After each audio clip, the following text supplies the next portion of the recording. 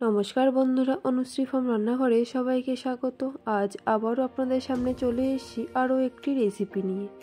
আজকের রেসিপিটি হলো ফেনা ভাত। বন্ধুরা, এই শীতের সকালে গরম গরম ফেনা ভাত খেতে সবারই কিন্তু খুবই ভালো লাগে। এটা বাচ্চাদের পক্ষে খুবই পুষ্টিকর একটা রেসিপি। আপনারা বাচ্চাদের যদি এইভাবে ফেনা ভাত করে খাওয়ান তাহলে বাচ্চারা খেতে খুবই পছন্দ করবে। আমি এখানে সব রকম সবজি দিয়েই আজকে ফেনা ভাত বানাবো, সাথে থাকবে আলু সিদ্ধ। তাহলে আমি যেভাবে সব রকম সবজি দিয়ে ফেনা ভাত বানাই সেটাই আপনাদের সামনে তুলে ধরছি, তাহলে ভিডিওটা দেখতে থাকুন। এখানে আমি নিয়ে নিয়েছি চাল, যতটা পরিমাণে আমি ফেনা ভাত বানাবো চাল ভালোভাবে ধুয়ে রেখে দিয়েছি। নিয়ে নিয়েছি সবজি, পালং শাক, বিনস, সিম ও গাজর। সেদ্ধ করে নেওয়ার জন্য আলু নিয়ে নিয়েছি।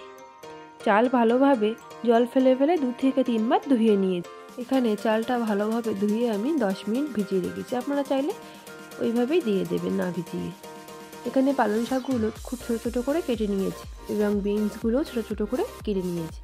সিমগুলো যেহেতু ছোটো, আমি সিম ভর্তা করব, সেহেতু সিমগুলো আমি আস্ত রেখেছি। গাজরগুলো এরকম পাতলা করে ফিলে করে নিয়েছি। নিয়ে নিয়েছি বড় সাইজের 2টো আলু, এটা আমি সিদ্ধ করে দেবো।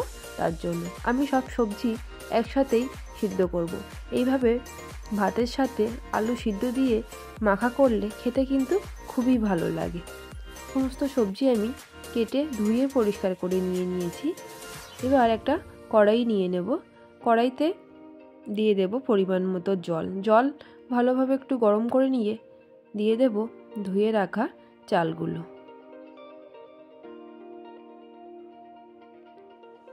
ধুয়ে রাখা চালগুলো দিয়ে চাল হালকা ফুটতে শুরু করলে একটু ঘেঁটে দেব। যেহেতু আতপ চাল, তলায় বেঁধে যাতে না যায়। আপনারা নর্মাল আতপ চাল নিয়েও করতে পারবেন। এবার দিয়ে দেব সিদ্ধ করে নেওয়ার জন্য আলুগুলো। আপনারা চাইলে আলুগুলো আলাদাও সিদ্ধ করতে পারেন।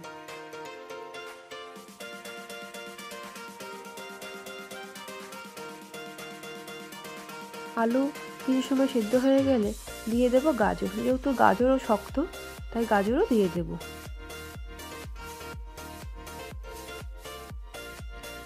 তারপরে দিয়ে দেব কেটে রাখা সিমগুলো।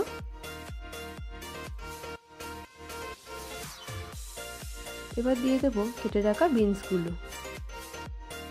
সব সবজি ভালোভাবে মিশিয়ে ভালো করে সিদ্ধ করে নেব।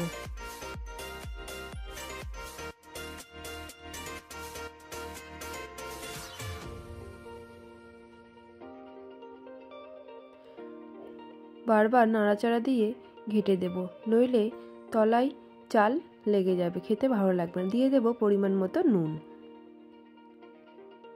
নুন দিয়ে ভালোভাবে সবজি ও চালের সাথে মিশিয়ে নেব।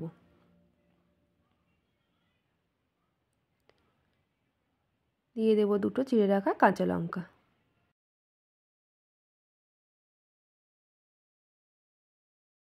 কাঁচা লঙ্কাগুলো দিয়ে ভালোভাবে ঘেঁটে দেব ও আরেকটু সিদ্ধ করে নেব। সবজি আমাদের প্রায় সিদ্ধ হয়ে এলে এবার দিয়ে দেব কেটে রাখা পালং শাকগুলো। পালং শাকগুলো দিয়ে ভালোভাবে মিশিয়ে নেব। পালং শাকগুলো আমি ছোট ছোট করে কেটেছি, যার জন্য আমি অনেক পরেই দিয়েছি। পালং শাকগুলো ভালোভাবে সব সবজি ও ভাতের সাথে মিশিয়ে নেব। ভাত আমাদের প্রায় 90% সিদ্ধ হয়ে গেছে। আরও কিছু সময় ভালোভাবে ভাত গলা গলা করে সিদ্ধ করে নেব।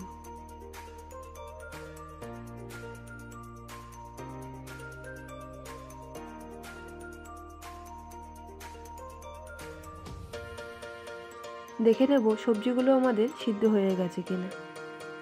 একটু বাকি আছে সবজিগুলো সিদ্ধ হতে, তাই আরও একটু সিদ্ধ করে নেব।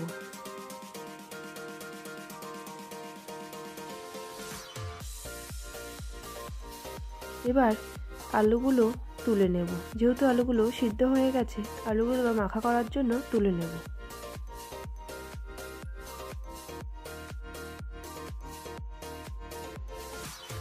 এই ফেনা ভাতের সাথে সিমের ভর্তা বা আলু ভর্তা খেতে কিন্তু খুবই ভালো লাগে। আলু তুলে নেওয়া হয়ে গেছে, এবার তুলে নেব সিমগুলো। আপনারা চাইলে আলু বা সিম আলাদাভাবে সিদ্ধ করে নিতে পারেন। ফেনা ভাত আমাদের তৈরি হয়ে গেছে, দেখতেই পাচ্ছেন। ঠিক এরকম অবস্থায় নামিয়ে দেব। সবজিও আমাদের ভালোভাবে সব সিদ্ধ হয়ে গেছে, ভাতও গলা গলা হয়ে গেছে। ফেনা ভাত আমাদের তৈরি হয়ে গেছে। এবার আলু সিদ্ধর জন্য আলুগুলোকে মেখে নেব। আলুগুলোকে ভালোভাবে গলিয়ে হাত দিয়ে মেখে নেব। আলু ভাত তৈরি হয়ে গেছে। ফেনা ভাত আমরা পরিবেশন করার জন্য রেডি। এবার দিয়ে দেব আলু সিদ্ধ, সিম ভর্তা ও বেগুন ভাজা, সাথে সিদ্ধ ডিম। তাহলে বন্ধুরা দেখতেই পেলেন, খুব সহজে বানিয়ে ফেললাম এই ফেনা ভাত। এটা যতটা পুষ্টিকর, খেতেও কিন্তু খুবই অসাধারণ। শীতের সকালে আপনারা তৈরি করে খেতে পারেন এই ফেনা ভাত।